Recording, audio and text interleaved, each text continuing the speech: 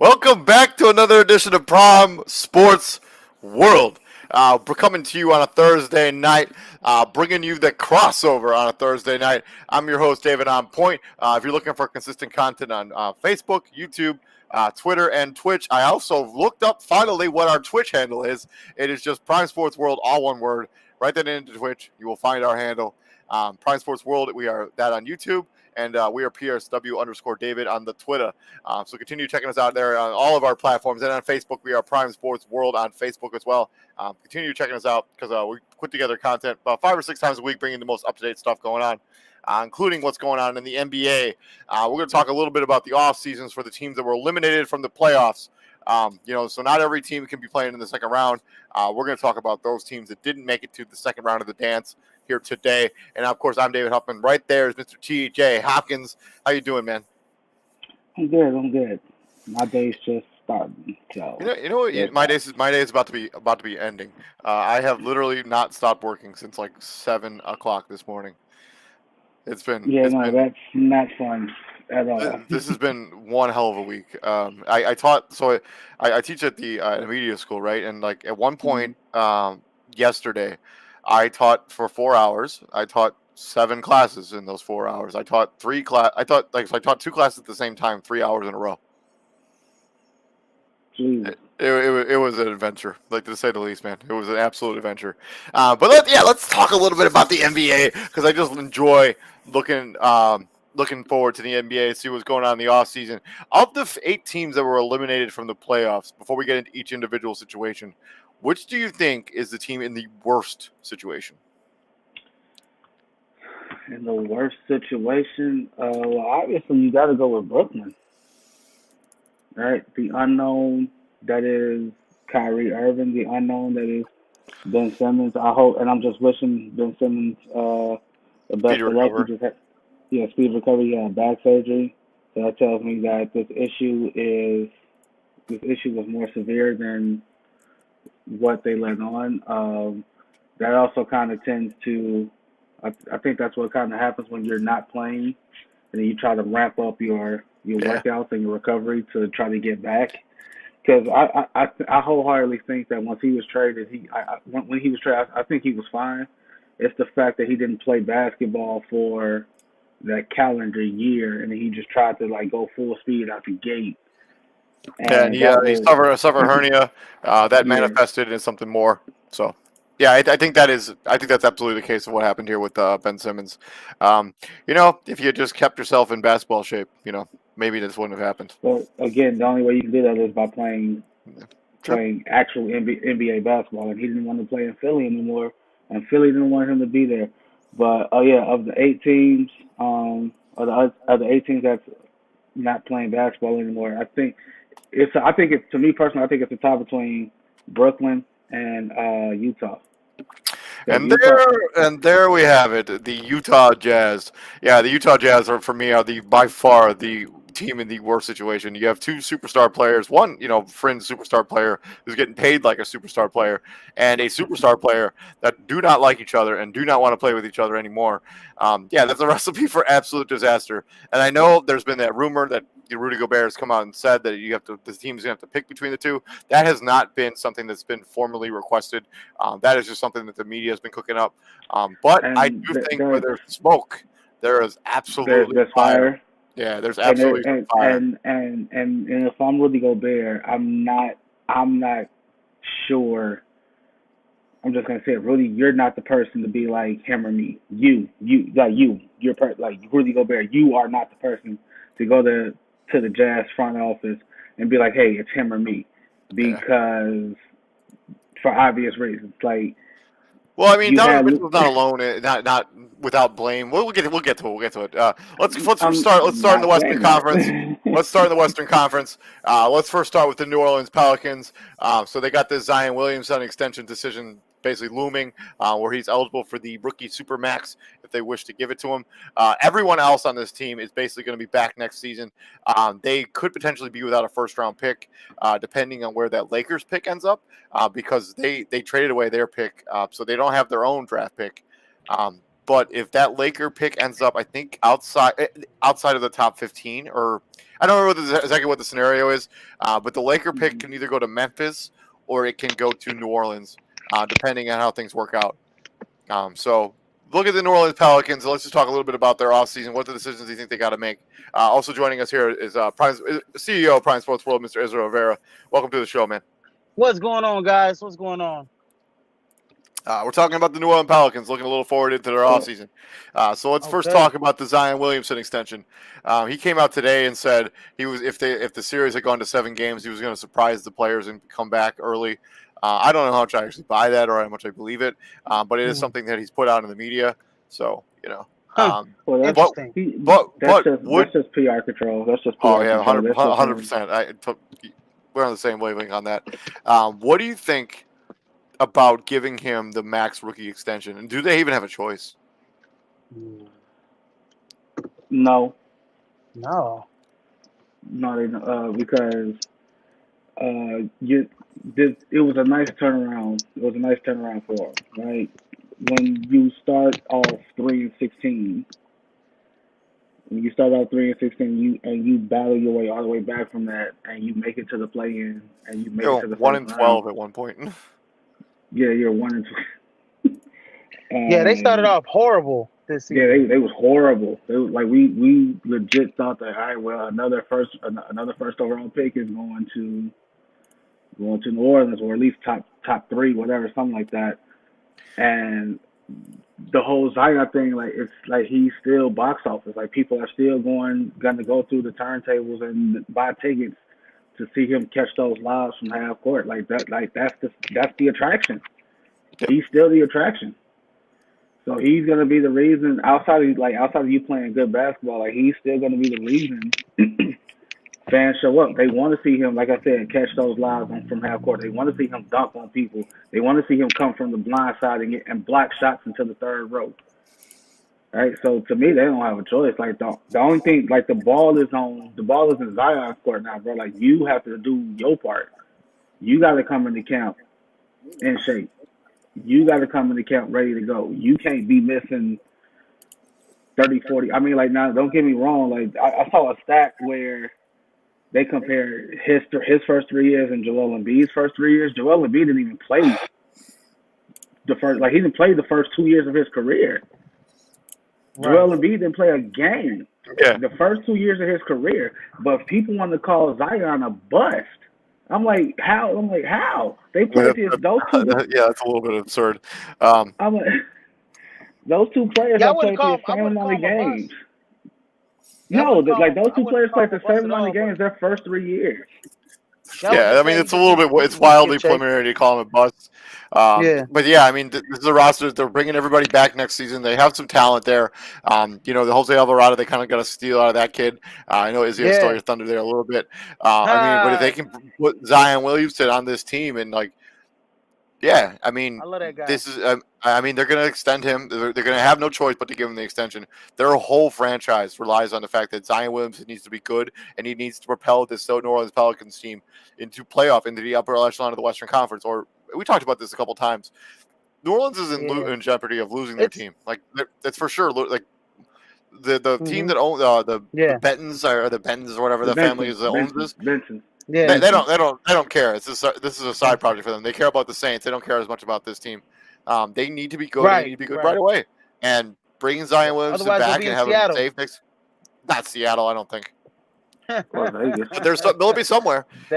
So I mean, they don't have a choice. They're going to have to get Zion Williamson extended. This is an interesting roster if they have Zion Williamson back next season. If they bring everybody back. My whole thing with that roster. So obviously they're probably gonna still be in that 7th, 8th seed kinda, because everybody, like the top 6 teams, in my opinion, and then we got to throw the Clippers in there too, right? So the top 6 teams that are right now that were the top 6 teams in the West, they're still gonna be, good. They're gonna probably even get better. Then you throw the Clippers in there, so this team's pretty good too. So you bring Zion there. I mean, when I look at that roster, it's the young guys like Herb Jones and like Jackson Hayes and Jose Alvarado. Like, they got to get better That's The another role guy, players Jackson got to Hayes. get better. He's eligible for an extension as well. Yeah. Jackson Hayes. Yeah, so all those guys got to get better. The role players, because like all their role players are very young, like all of them are young as heck, and so they all got to get better and take the next step. What are they going to do to add to their game? But I do like that. I do like this roster, with CJ and Brandon Ingram and Zion as the base and the centerpiece of the franchise. I like that. It's the rest of the guys. How are they gonna upgrade their game coming in the next season? It's the role players, and they're all young. I So also like the Jonas Valanciunas as a compliment to Zion Williams. yeah. So I mean, I think I Jonas think this future is extremely bright when it comes to New Orleans if they can just figure out the Zion situation. Moving on now from there, the Utah Jazz, 49-33 this most recent season. The obvious Rudy Gobert, Donovan Mitchell friction. Will one of them be traded away? Will both of them be traded away? Is Quinn Snyder's future potentially in jeopardy? There in Utah, and the Jazz will not have a first-round pick this year. So if they're going to be building this team back up, it's going to be within free agency, which they do have no cap space whatsoever, because they have big contracts on their books. I mean, Bogdanovich, Mike Conley, Rudy Gobert, Donovan Mitchell. So I mean, the number one cog that needs to fall here is Rudy Gobert, Donovan Mitchell. They clearly don't like each other. I think they were just saving face because they were winning games, but now that they've got bounced out of the playoffs and they've underachieved in the playoffs the last 3 seasons in a row. They've won one playoff series since Donovan Mitchell got there. What happens? Blow that shit out. Everybody got to go. We at this point, like you said, we've had enough of a sample size to know what you are and to know what you're never going to be. Right? Mm-hmm. Bare minimum, you're a second round team, depending on the matchup. Right? And then at some point, you're going to get bounced. You're not going to win a championship as currently constructed. We know what you are, and we know what you aren't. You've plateaued. There's that phrase. You've plateaued as a team. We know what you are, right? And a lot of playoffs. Go ahead. No, I was going to say a lot of that got to do with, as plateaus as a team, a lot of that got to do is who's going to be their legit secondary scorer other than Donovan Mitchell? He's your primary scorer, but do you have that second super? It's supposed to be you're giving Rudy Gobert all this dang money, and he can't even put the ball in the basket. So he's the problem in my opinion. So all of the Rudy Gobert stuff, he's not. If they pull him out of the defense, he's not great. If teams go small, but that's not even really the problem with Rudy Gobert. Is the fact that when teams go small, he's unable to dominate. Thank you. Sure, the defensive stuff is not great, but if Rudy Gobert was so good in the post and so good offensively that he punished you for going small, you would not be able to do that for very long at all. Mm-hmm. The fact of the matter is that he can't do that, and then they struggle because they have to basically take him off the court, and you're paying him $38 million. I have a hard time believing. I know there's been all these crazy rumors about the Toronto Raptors potentially trading for Rudy Gobert, the Bulls trading for Rudy Gobert. I saw another rumor. The name is escaping me right now. But the Miami Heat potentially too. I have a hard time believing that a team's going to trade anything worthwhile to get Rudy Gobert on their team. Donovan Mitchell has real value. The dude can really play. He's a phenomenal athlete. He can play. He could score at will. His shot selection in the playoffs sometimes is super questionable. But Donovan Mitchell, if all of a sudden the Utah Jazz came out and was like, hey, we're going to see what we can get for Donovan Mitchell, teams are going to bring out a king's ransom to try to get him. New York. For one, the Knicks. Yeah, and I'm not sure how much Donovan Mitchell even. I mean, I know he's really heavily involved in that community, and he's a fan favorite. People would rather have Donovan Mitchell in Salt Lake City than Rudy Gobert. Let's just put that out there right now, okay? But does Donovan Mitchell? He sees it. Does Donovan Mitchell want to be there in Utah though? That's the thing. Well, I mean, they brought Dwayne Wade into that ownership group to hopefully facilitate keeping Donovan Mitchell around. I'm not sure how well that's gone, but if Rudy Gobert is going to be a hard line that, hey, figure it out or trade me,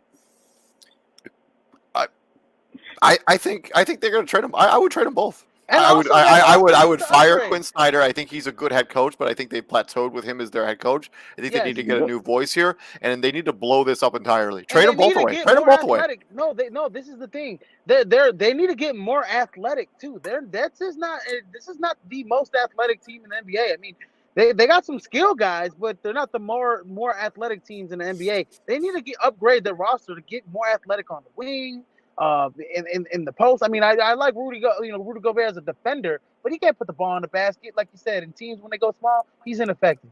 So they need to upgrade the roster, and they might need to blow it up, like TJ said. I would advocate if I was somebody who was a part of that front office. I'd be like, you know what? Let's just strip it down. Let's start over brand new because this team has completely reached their ceiling. And in the playoffs, right? This is just Rudy Gobert. This past playoffs, 6 games, right? 12 points, 13 rebounds a game. Now the rebounds like that's what he does. But bro, when Luka Doncic came back, they were guarding you with Luka Doncic. Yeah. That literally tells me that they're not taking you seriously, bro. Like at all. So you should be offended by that, honestly. Yeah, I mean, because Luka's the guy they hide on defense. I mean, he's become a better defender, but the fact that he's been put on Rudy Gobert means exactly what. Like, he's just not good. He's not a good offensive basketball player, and they're paying him a lot of money, and he's paying him to be the second best player on this team. Moving on from Utah, we got the Minnesota Timberwolves now, 46-36. So major storylines here. Josh Okogie, restricted free agent.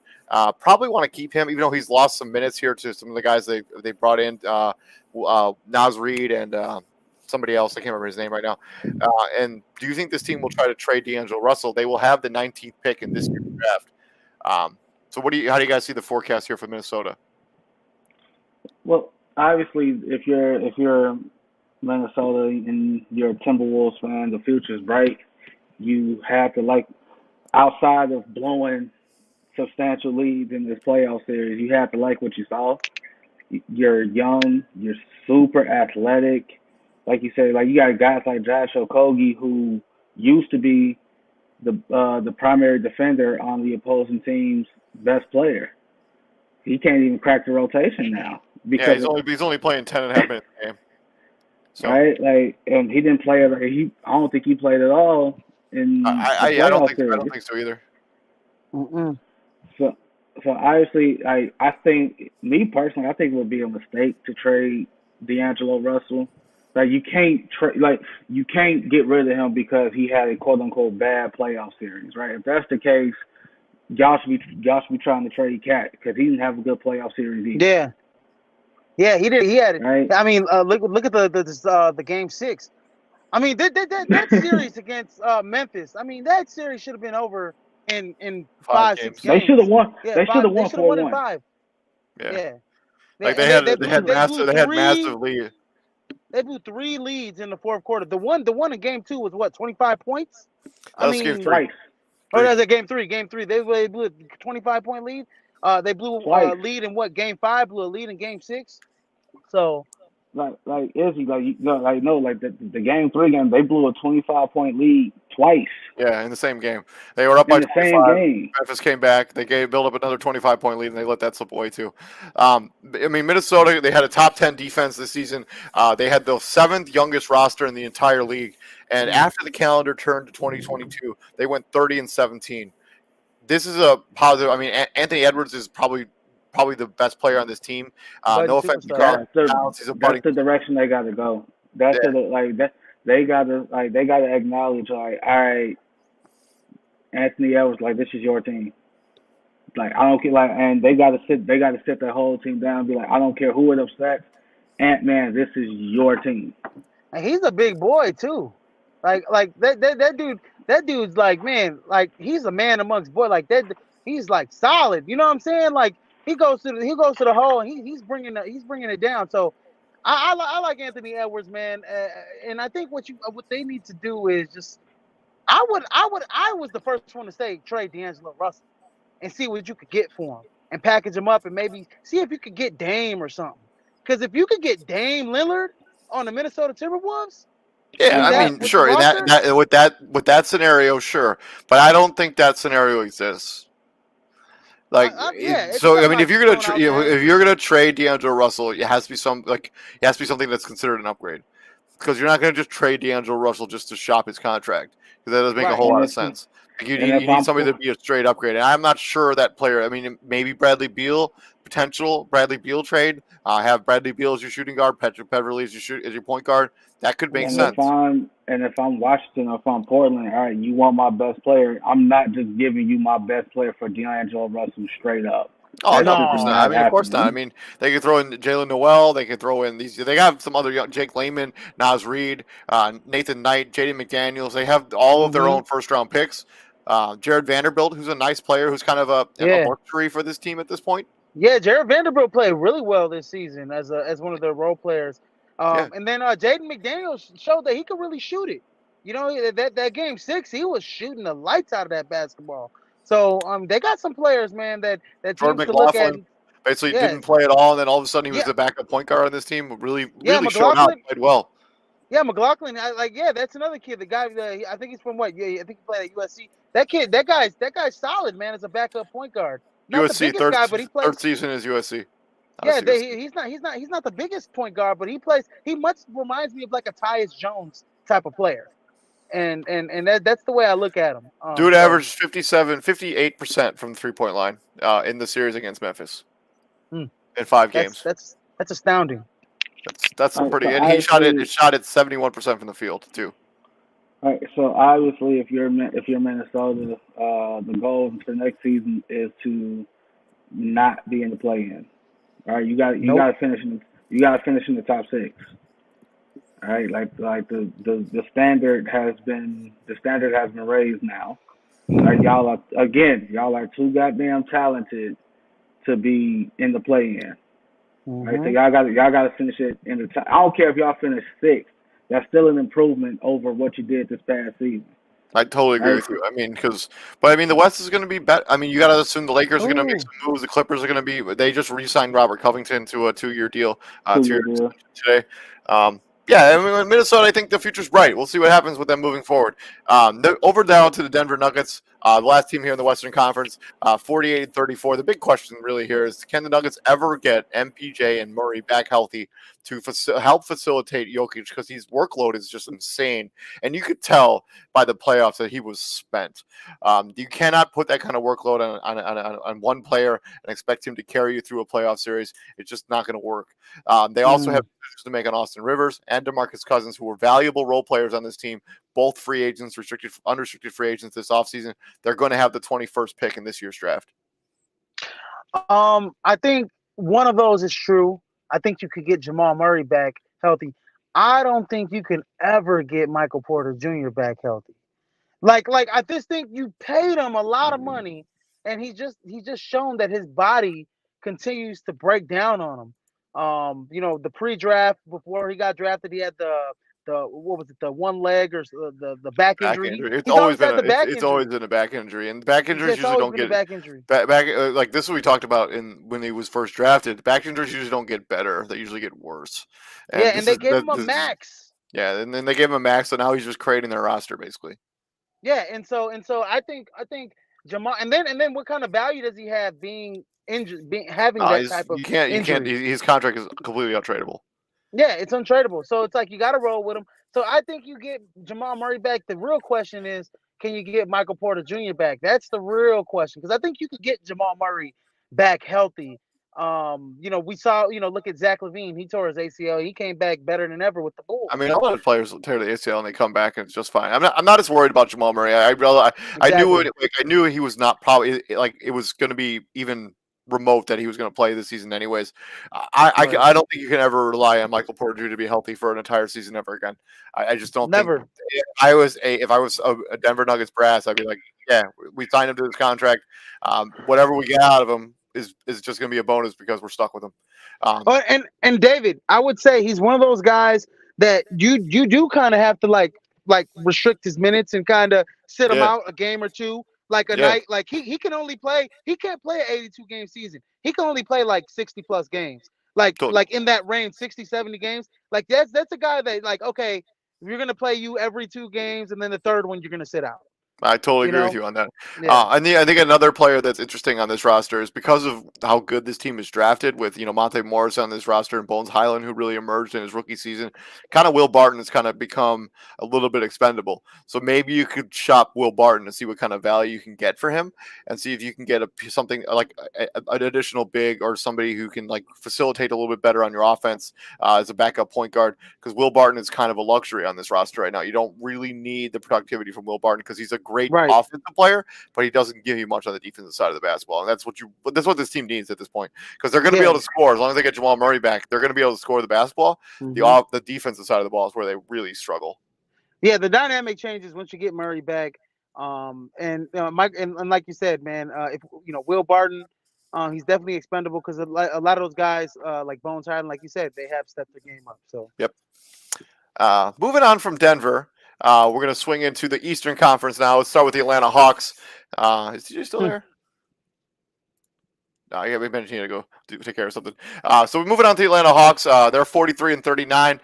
Potential roster shakeup, potential landing spot for Rudy Gobert. They're going to have the 16th overall pick in this year's draft. Pretty much a pretty big fall from grace here for the Atlanta Hawks. You go from being in the Eastern Conference Finals to being in the play-in just within one season. What would you do if you're Atlanta?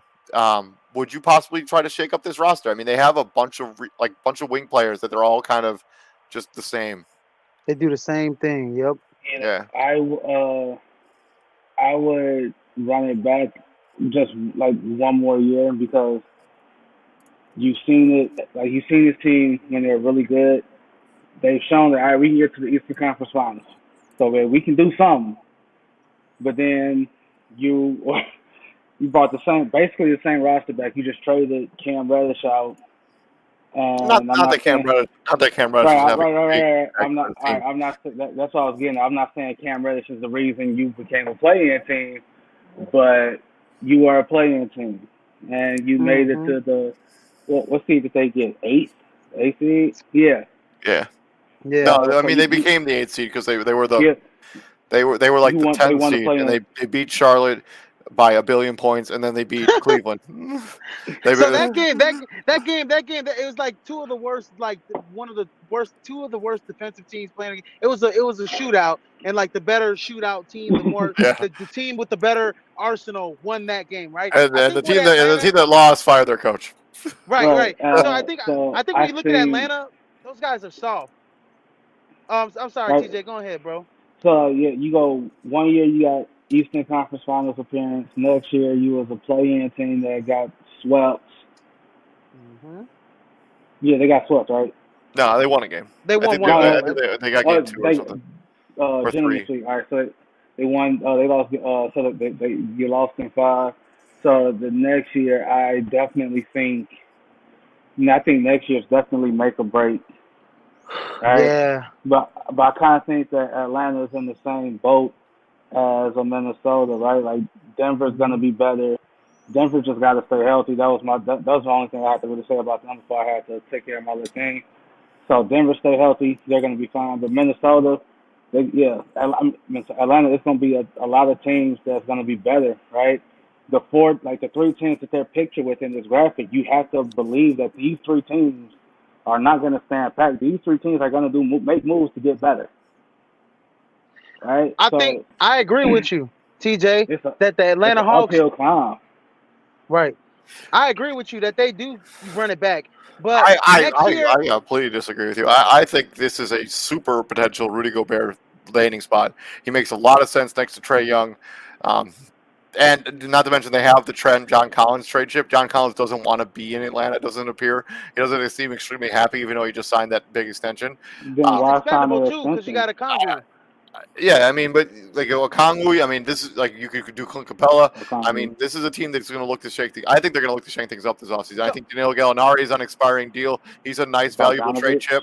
Bogdanovich is on an expiring deal.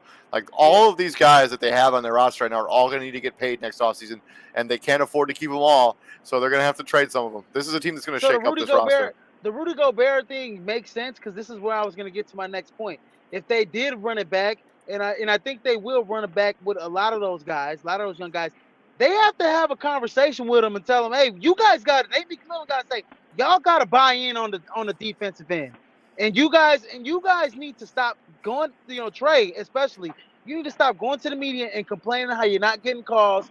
And when you get smacked, and we got to get tougher. When we get smacked in the face, we gotta smack people right back. We can't just fold and curl up like a ball. And that's what I think Atlanta did a lot of times this season. And that's why they didn't take a next step, because they weren't buying in on defensive end. That's fine and dandy when you like, but if you're that's the issue that Karl Anthony Towns is running into. Like, if that's not your personality, don't try to be something you're not. Right? We already know, like, you ain't no tough dude. You ain't a tough, like, if you ain't a tough team, don't just start out the blue. Well, they playing us physical, we gonna play them physical too. No, you don't know how to be physical. Right? Like, Atlanta can't sit here and say, well, Miami's playing us physical, so we gonna play them physical too. No, Miami spent 82 games playing physical. You didn't. Like, you're a finesse team, which is fine, right? Styles make fights. Matchups make fights. It was just to me, like, that was a horrible matchup for the Atlanta Hawks. You had a physical team and they're going to get away with a lot because of them being a physical team. Mm-hmm. Atlanta, again, it's an uphill climb. Cleveland's going to be better. Toronto's going to get better. Chicago's going to get better. Brooklyn's going to get better. Charlotte, we got to fight. Charlotte has to figure out something. I'm curious as to what direction they go in with the head coach. Me personally, it was the right move getting rid of Borrego. You had 2 back-to-back seasons in the play-in. You got your ass kicked in both games. It didn't even show. Why is it not even shown up in either game? Like, now you got some Hornets fans with their conspiracy theories because the play-in game against Atlanta, they had to walk to the stadium like their bus was messed up or something. So they had to walk to the stadium. They couldn't even get another bus to bus them from their hotel to wherever the Atlanta Hawks stadium is. Like, they had to walk to the stadium. So, yeah, you got Hornets fans like, oh, we have to walk to that. I'm like, no, don't. You got beat by 30 points. I mean, come on. You got beat by 30. So, I don't know, like, Rudy Gobert in Atlanta, I don't know. Like, I think it makes all the sense in the world. Like, if of all the potential Rudy Gobert landing spots, because he is so good defensively in the paint, he makes your paint defense so much better, and he would cover up for a lot of the Trae Young defenses because Trae Young's an excellent offensive player. He's the worst. So statistically, he's the worst defensive player in the league. My issue with Rudy Gobert is like, all right, so yes or no, is the book out on Rudy Gobert, right? Is the book out? So if teams beat Utah and neutralize Rudy Gobert by going small, what's to say that other teams are, if we match up with Atlanta in the playoffs? Yeah, what's to say we're not just gonna go small and neutralize them again? Concern. It will be a playoff problem. But I think a regular season problem is you will make them a better regular season team. It may not improve them in the playoffs, but it will make them a better regular season team by far. Moving on from Atlanta, we got the Toronto Raptors now, 48-34. Potential extensions coming for both Pascal Siakam, who returned to his semi-all-pro level this season, and Van Fleet, who was a first-time All-Star. This team is another team that's a potential shooter for Rudy Gobert. Currently, they have no first-round pick in this year's draft. This is a team that Toronto, nobody expected to even be a playoff team. Everybody thought they'd be in the midst of a major rebuild. Scotty Barnes ended up being the real deal when it comes to Rookie of the Year. People gave them a lot of flack for taking him over Jalen Suggs. It ended up being the right decision. What do we see in the Toronto Raptors doing this offseason? Well, they for sure got to get some size. They don't have a dude on their roster over 6'9". Right? Like, I think Chris Boucher is the tallest dude on the team. He's probably like 180 pounds. Yeah, he's a string bean. That was just gonna say he's like a string bean, you know. Right. I think like Chris Boucher is probably the tallest dude on the roster, and he's not even 6'10". If he is, barely is 6'10". Like we saw that. Like we saw that with. I mean, don't get me wrong. Like it's horrible matchup. You draw Joel Embiid in the first round. That's just not. That wasn't gonna go your way anyway. Because he's just big and. Every big, quote-unquote, big man you got on your roster, you pretty much had all those dudes in foul trouble for 5 games. It is what 4 games. 5 games. Chris Boucher, anyways, is a free agent this offseason, anyways. So if they want to keep, they're gonna I think Rudy Gobert going here makes a lot of sense. So like, they definitely need the size. I think Nick Nurse is turning himself into a hell of a coach because that championship year, dude caught lightning in the bottle, right? Like no one thought that they was gonna win the chip that year. They pretty much threw Kawhi up there as like a castaway. I'm just gonna spend 1 year in Toronto. Whatever happens, and I'm going to where I really want to go, and we're all to the races. They just so happened to win the championship that year. What did they finish? Fifth? They finished in the fifth seed? Yeah, they were the fifth seed. They were better than the Bulls. So that's the standard. Stay in the top six. Right? Now you went from potential rebuild because we looked at Siakam as a trade chip to a contender. I don't know if Van Fleet was ever in that scenario because I don't think they would get rid of. I don't think they would get rid of Van Fleet anyway. Sure. I'm not sure how much value he had, but before his All-Star season, like people understood he was a decent basketball player, but that hip injury scares me a little bit. Because that's what happened to Isaiah Thomas. I mean, Isaiah Thomas had a hip injury. He was never the same player. Yeah, exactly. I don't think his is that severe. It's not as bad as Isaiah Thomas's. I mean, I don't think it's requiring surgery, but it's still not an ideal. It'll be a lingering injury, though. Yeah, it's still linger into next year. I don't think it. And my question about the Rudy Gobert trade is what would you be willing to give up? So let's talk this trade here. So I mean, if you're Utah, you probably want Precious Achiuwa. I'm fine with that, right? You're probably gonna want OG Anunoby. I think that's where Toronto. I think might be a sticking point. I think I'd rather have OG Anunoby and Precious Achiuwa. I mean, I just don't understand. Like, what are you going to give up to get and to match the salary too? Because you have to match the numbers. Yeah, and where they lack Thad Young, I guess they could use the Thad Young expiring. And where Toronto lacking size is everybody on the roster, them being like 6'9" and shorter. That allows them to be super versatile. Everybody can switch everything. I mean, again, it was just a bad draw, right? It was just a bad draw. Like you get a big man that's the skill that's Joel Embiid, and it's like, all right, you gotta. Yeah, they had literally nobody that could guard him. Like nobody, bro. Nobody. But I think this is a really a potential. Really, I think it makes a lot of sense for a Rudy Gobert suitor. If they can find a way to make the money work and find a way to make the contracts work.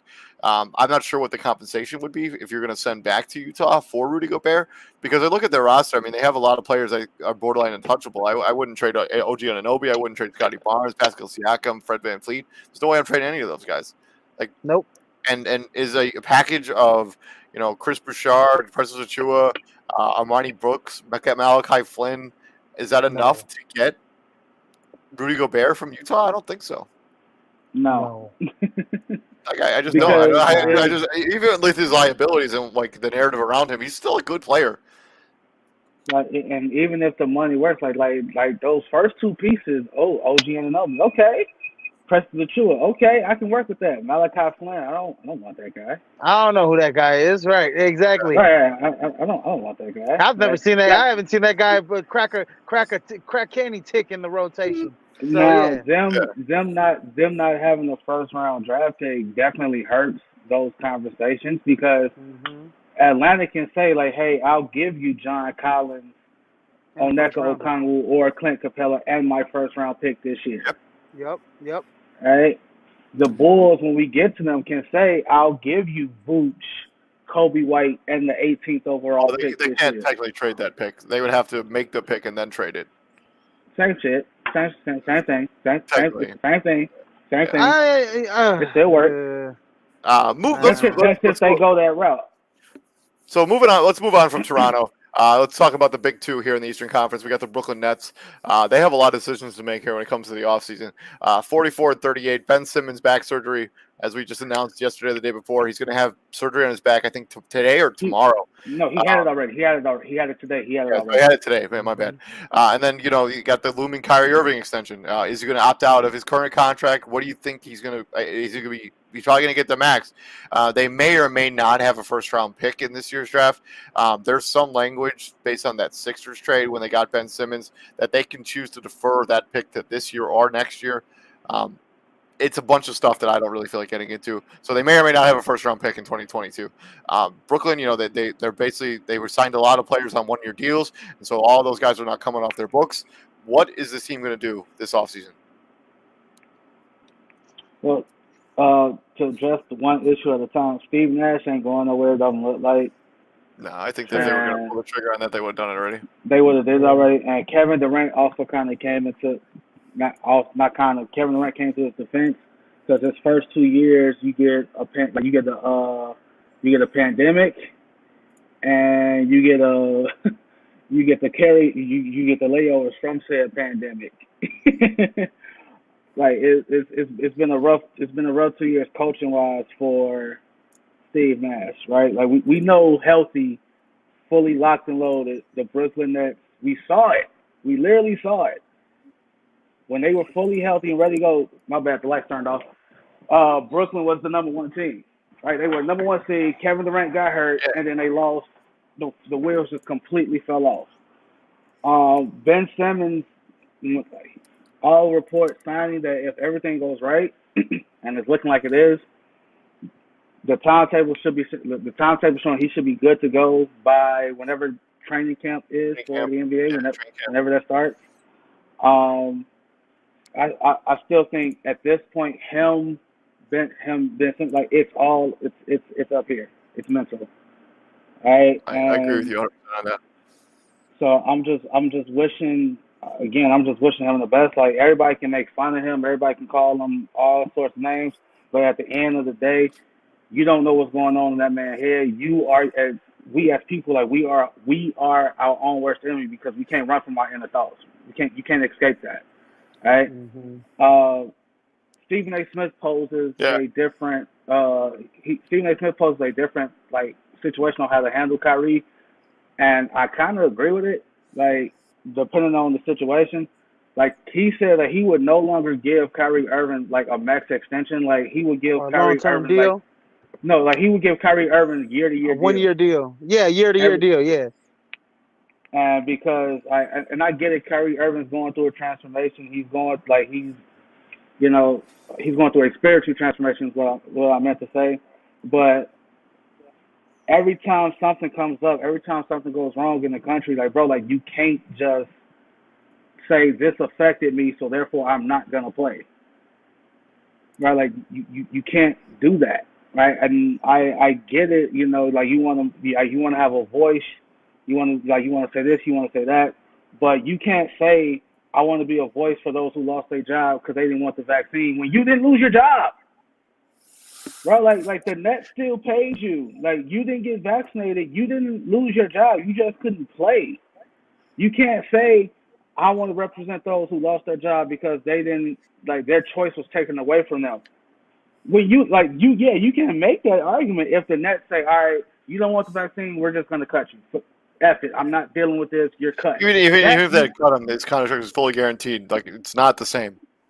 And in that situation, you're right. It's not the same because the nurse who refused to get vaccinated is not making $30 million a year. 40. Kyrie Irving's making $40 million. $40 million a year, so she can't live comfortably off of 40. Like if Kyrie Irving got cut in the morning, he's gonna be fine. His kid's gonna be fine. His wife is gonna be fine. So if I'm Brooklyn, I go to KD and I go Sean Marks, KD, Steve Nash. We all come together. Hell, throw Ben Simmons now. Hey, we all come together. We sit Kyrie. Hey, bro. I respect your personal choices. I respect all that. But at the end of the day, we a team. I guarantee you, none of us wanted that vaccine, but we did it. And for the sake of the team, we're going into year 3 or 4, with this regime. Year 3. We have vastly underachieved. We can't even get past the second round, bro. We have vastly underachieved. Now, at some point in time, right? Sean Marks as the GM and the owner, they're gonna be like, all right, we tried it your way. If they don't get nothing short of a finals appearance, they gotta blow that up. Some way, shape, or form. I agree with you. I think this is a make or break season for this Brooklyn Nets trio, Ben Simmons included. I think it'll be interesting to see how they fill the rest of this roster. I don't imagine Blake Griffin, LaMarcus Aldridge will be back on this team. I don't imagine. I think they need more size. They need more size and younger. I think LA should have stayed retired. And Izzy, to your point about the younger size, like you drafted Day'Ron Sharpe and you barely played him. Like that's Claxton. That's 7 foot right there. Claxton's nice too. I'm gonna say he cannot shoot free throws to save his life. And he ain't got no bricks. He ain't got no bricks in his back pocket. But he's a defense. But he'll hold down the paint for you. He can block shots. He reminds me He reminds me of a little bit of a JaVale McGee type. They got some nice role players, like Patty Mills, Steph Curry. If you bring Ben Simmons back, Ben Simmons is one of the best, probably the best on-ball defender in the league. Next to probably, he's probably is the best on-ball defender in the league. And then the next probably one in line. It's either him or Mikal Bridges. Or Mikal Bridges, right? So you add that dynamic to your team. This could be a top 3 team in the East. But like I said, you need to get younger down there. Like you can't roll in to next season with LaMarcus Aldridge and Blake Griffin and whoever the hell else you got that's past their prime. Andre Drummond, you're dusting off these guys. Drummond. Yeah, Andre Drummond's still young, but he's it seems like Andre Drummond's been in the league so long. He's old. He's NBA old. He's a shell of himself. He's NBA old. He's NBA old. He's NBA old. Yeah, so you need to get younger down there. Well, what's crazy is like when they played some of the younger dudes, they had flashes. Like Kessler Edwards had moments, right? Cam Thomas had moments. Like Cam Thomas was the one who hit the dagger shot in that comeback against the Knicks. Yeah. Cam Thomas is a microwave. He had a pretty solid rookie season. Yeah, we got to remember what Cam Thomas was when he came out of LSU. Cam Thomas is a 20-plus point perennial scorer. So he's a guy to look for in the year 2, where he can probably have that Tyler Hero type of impact off the bench for them. So and they're gonna have Joe Harris back next season. He should give them a spark off their bench. And they definitely missed his shooting. So I think next year you roll out. You got Ben Simmons, you got Kyrie, KD, and I think filling the blank at the 4 and the 5. I think they bring Drummond back. Yeah. And I look at it like I think I look at it like with Ben Simmons. I look at that way with Ben Simmons when he was in Philly. He was looked as upon to be the secondary scorer next to Joel Embiid, right? The secondary superstar. Well, on Brooklyn, he's gonna be like pretty much your 3rd or 4th scoring option, and he just really has to run the point, run in transition, kind of do the Giannis thing. Yeah, and he needs to play D. That's it. Because you got other guys on that team that can put the ball in the basket in crunch time. Yeah, but I think with Ben Simmons, it's all mental. It's all upstairs. Yeah, it's all mental. He's got to get through that before he can even be remotely. Sports psychologist. He's definitely got to go see one. He's got to get through that before he can even be remotely considered a piece on this team. Finally, the Chicago Bulls. Zach Levine's free agency decision is a big man trade coming for this team because they woefully need some defensive presence at the 5 position or the 4. They will have the 18th overall pick in this year's draft. Zach Levine rumors are cooking up. There are the Laker rumor. I don't really know I don't even know how Lakers would even get that done. So I'm not sure how realistic any of that is. Because the only way the Lakers could get that done is if they traded sign and trade. Yeah, but they'd have to give us Russell Westbrook to make the sign and trade work, and we're not taking. I mean, not but one of those 2 guys. I've been a big believer in this. And I mean, the Bulls. I'll bet more on AD being actually trying to be like on the floor, and if he somehow gets, I'll bet on that potential than rolling in with a consistent Nikola Vucevic, who's an Iron Man, who doesn't really lose many games, he doesn't really sit out many games, but he's I mean, he doesn't really give you much defensively, and offensively, I mean, he's hit or miss some nights. So But I'm a big believer in that. the problem with that is, like, Nikola Vucevic's contract doesn't add up to AD's. Like, you can't just swap those two guys. Like, You other have to add stuff, another person. the Bulls would have to send other stuff to Lakers, like a Kobe White or Patrick Williams. I think it's both of them. When I saw I wouldn't mind sending neither one of them. I wouldn't send both though, but because it's going to take in order for the money to work. I think they have to send both players in order for the money to work. And I'm not sure that's worth it. My thing is, like, Bulls fans, for the Bulls fans out there that say Zach's not worth it, the max extension, why not? He is worth the max extension, Why TJ, not? because it's the need. Dude, down the stretch, we're such a microwave side. Down the stretch, people forget, before Zach hurt that knee, he was cooking. Well, after that knee injury, he didn't look the same. He kind of laboring, I'm just throwing it out. Okay, so like I'm looking at dudes who got their second extension, because you got to keep in mind, like, when we traded for him, he was eligible for that rookie max, and Sacramento offered him a qualifying offer. It was 20 years, 4 years, $100 million, or it was $80 million. And the Bulls matched that to keep him here. So before that, what I'm getting at is, so before the championship, before the Bucks won the chip, Chris Middleton was a first-time All-Star, and then he followed that up the next year, contract year, and guess what Chris Middleton did? Got a second All-Star berth, and then he got his max. So Zach Levine, 2 years before this year, damn, first-time All-Star. And what did he do? What? Damn, he went back. Now he's a two-time All-Star. So for the Bulls fans out there, again, why is he not worth it? Like, I'm not saying that he's not worth it. I don't think, and I think that's not. I don't know if the Bulls should necessarily be that team. I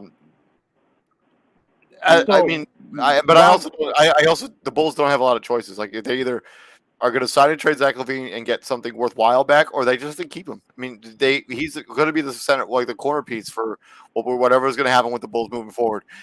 They don't really have a choice. They're going to have to re-sign him because they don't have any cap space either. So it's not like they can not sign Zach Levine and then sign somebody else. Like, no, they're over the cap even if they don't re-sign Zach Levine.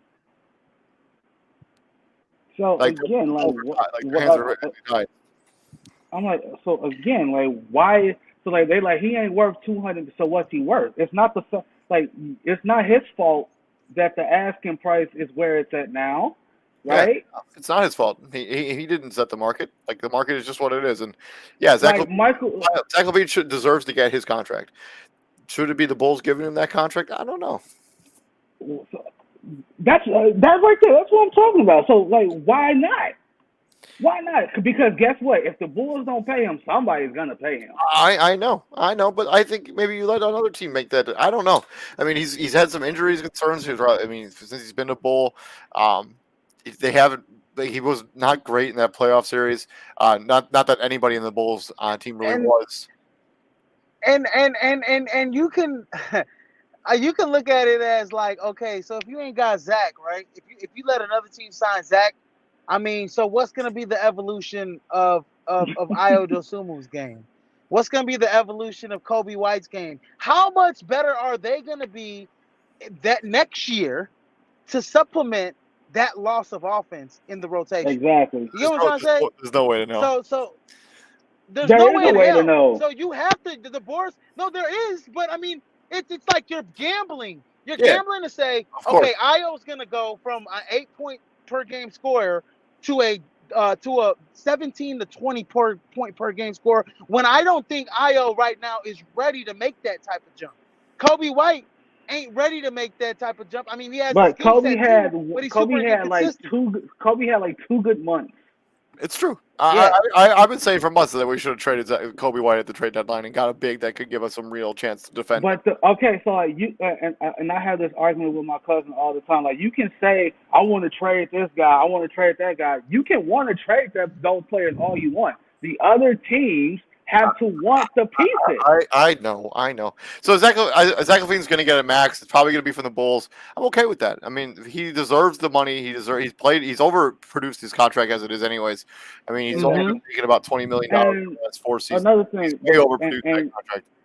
And another thing, Bulls fans, well, just basketball fans in general. I just want to know something. If Patrick Williams, quote unquote, isn't like that, like he's not that nice, to the Bulls fans who feel like that, should 76ers fans be out on Matisse Thybulle too? Right? Matisse Thybulle averaged 5 points a game. You don't hear 76ers fans saying Matisse Thybulle's not like that. I think Pat has a lot of potential. I wouldn't trade him for the world. I think he's got all the upside in the world. Pat's got a lot. My of thing is we as sports fans, like, we fail to give younger players that development time. Like every young player is not going to come out the gate in their first or second year, even their third year, killing it, right? Every young player is not going to be Derrick Rose. Every young player is not going to be Ja Morant.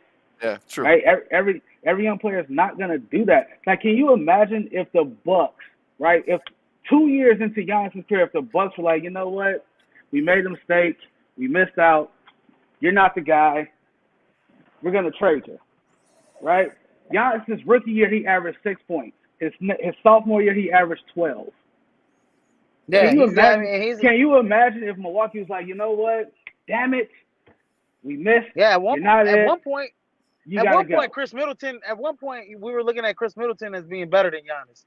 At one point, right, in their young careers. Jabari Parker was on that team too. I mean, they could have. Jabari Parker. Yeah, they could have been like, Can you imagine what that team, that Milwaukee team would be if Jabari Parker hadn't had all his injuries? Like, if he Oh my goodness! That Bucks team would be lethal. So there's no telling what Patrick Williams would have did for the Bulls had he not missed 60-some games this past season. You got in the 17 or 20 games that he did play, he averaged the 9 points he averaged his rookie year. I think Pat takes another leap. I think Pat takes another leap next year. I think Pat, if barring injury, Pat's going to be like a 17, 18 point per game scorer, and he could be your like a 3-and-D type of guy. On the perimeter, a guy that's going to be able to guard your best perimeter wing guy like or Giannis or something. I mean, not many people nobody could really guard Giannis. You can try and slow him down. You can slow him down and turn him into a volume scorer like Boston has. You can turn him down into a volume scorer like Boston has. So, I look at Pat Williams. He's got a lot of upside. He's got a sweet 3-point stroke as a catch and shoot shooter. And he has a little bit of a pull up. And yeah, he does have a little Kawhi in him. He does have a little bit of a Kawhi Leonard in him. I think he does have it. That's just my thing. Like when did we stop giving young players time to find their footing? Like when did that deadline just like, you know what, if you're not in the MVP conversation by your second year, you're a bust, you are awful, you are not it. Like, when did that happen? I don't know. I think you're asking a rhetorical question here, right? No, that's a dead ass question. It's a serious question because now you're seeing more and more rookies. They come into the league a little bit more prepared. You see like a LaMelo Ball, you see like a Scotty Barnes, you see a Franz Wagner. Played professional basketball overseas for like 5 years. For like 2 years, 3 years, right? So he was already prepared. Okay, so Izzy, to your point, like every young player is not gonna do that, and every young player doesn't have that luxury. RJ Hampton did the same thing. Is RJ Hampton anywhere near that level? No, of course not. No.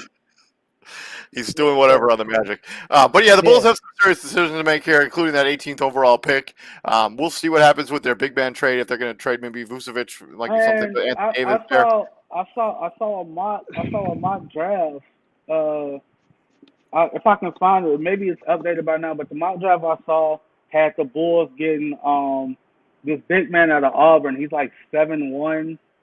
He averaged like 4 blocks a game in Oh college. I yeah, mean, that like kid. Yeah, Yeah, that that would be kid. nice. Yeah, that kid led the league in blocks. I think. In my opinion. Yeah, West that kid's good. Kessler something like he something like that, something along those lines. I could be butchering his name completely, but that's who they had the Bulls getting at 18. At the 18th pick, you're gonna get a guy that is. I mean, all of them are gonna have to develop, but you're gonna get a guy like a 3-and-D guy, a specialty type of guy. You ain't gonna get a well-rounded player at the 18th pick. Excuse me. Yeah, so Walker Kessler. There we go. That's his name. Walker Kessler. That's his name. Yep. So yeah, that's been a little bit of preview of what's next for the teams that were bounced in the playoffs. You can usually check into the crossover. I know we usually do this on Friday, but I will be out of town. I will be at the Kentucky Derby all weekend. You going to the Derby? Yeah, Bet on them ponies, baby. Bet on them ponies. Derby. I go into the Kentucky Derby. I have never been to the Kentucky Derby, so I'm really looking forward to it. Do you have a suit? Do you have a suit and hat? I do have a suit and a hat. Oh, you gotta send us pictures. You gotta put pictures in the group chat. I will. Don't worry, I will. I had to bow out of that. I had to bow out of that last minute. I'm sure it's gonna be a shit show. I was supposed to go with David and them. I was supposed to go with David and them. I bowed out of that. It's probably gonna be a shit show. You probably made the right decision. Anyways. But this has been Prime Sports World. Continue checking us out at Prime Sports World on YouTube, on Facebook. We are Prime Sports World, all one word on Twitch, and then we are PSW_David on the Twitter. And gentlemen, what we do here at the Prime, by the way, it's David Huffman, Israel Rivera, TJ Hopkins. What do we do here at the Prime, my friends? Bring the heat, ladies and gentlemen. Bring the heat. And go ahead and put them bets on them ponies this weekend. I will, baby. Okay? We'll be back on Monday doing some more NFL stuff. Once the schedule drops, we're going to start previewing every single team's season as we get closer to the start of the National Football League season. So continue checking out that content. And you all have a good weekend and be safe out there because, it's going to be nice in Chicago. It's going to be nice next week, baby. Yeah, it's supposed to be like heat index for like 90 next week. So enjoy that shit. Peace out, guys. Chill out, son. Peace out.